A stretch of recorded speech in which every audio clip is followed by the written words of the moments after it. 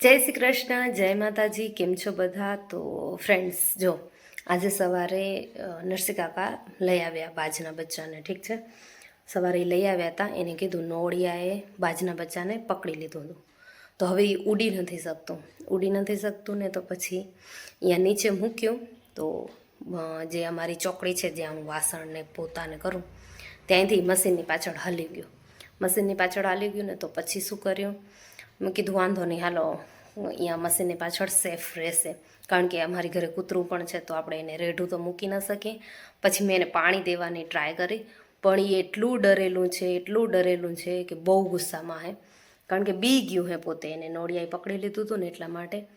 તો પછી થોડી સરખી એકની સેટિંગ કરી જેથી કૂતરું એને પકડી ન લે એના માટે.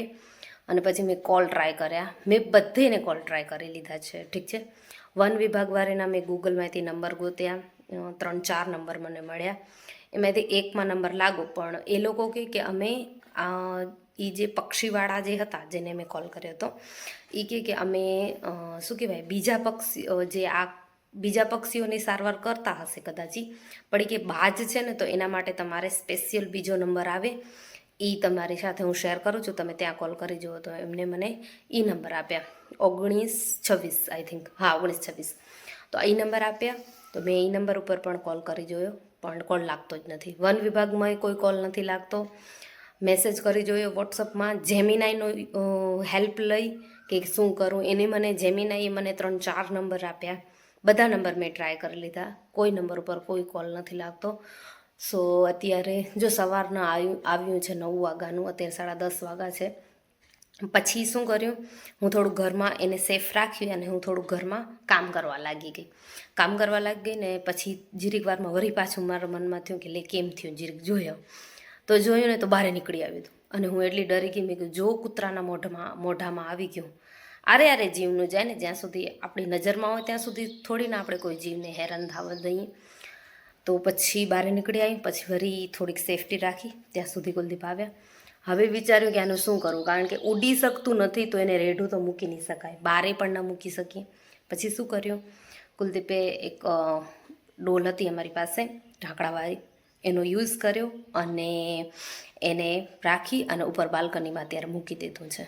તો બસ બાલ્કનીમાં અત્યારે, કારણ કે ઉડી નથી શકતું તો એ બારે નહીં નીકળી શકે, એ તો ખ્યાલ જ છે. ઉપરથી આજે રવિવાર છે, તો શાયદ એટલે પણ કોલ નહીં લાગતો હોય આઈ થિંક. હવે જો ટ્રાય કરી જોઈએ, જો લાગી જાય કોલ તો વાંધો નથી, તો વન વિભાગવાળા લઈ જશે.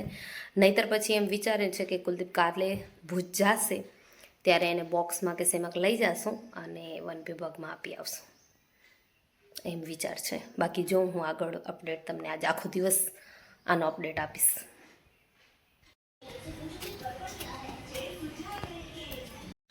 ચલો ફ્રેન્ડ્સ, બાલ્કનીમાં પૂરી જોઈને આવી શું કરે.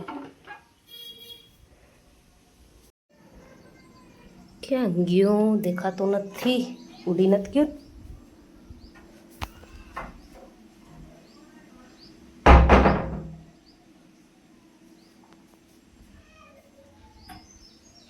બેઠો હોય.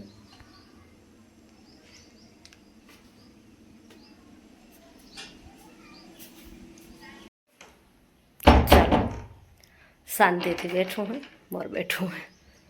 મને એમ કે ચેક કરવા ઉડી નથી ગયો ને, તો ચેક કરવા આવી હતી.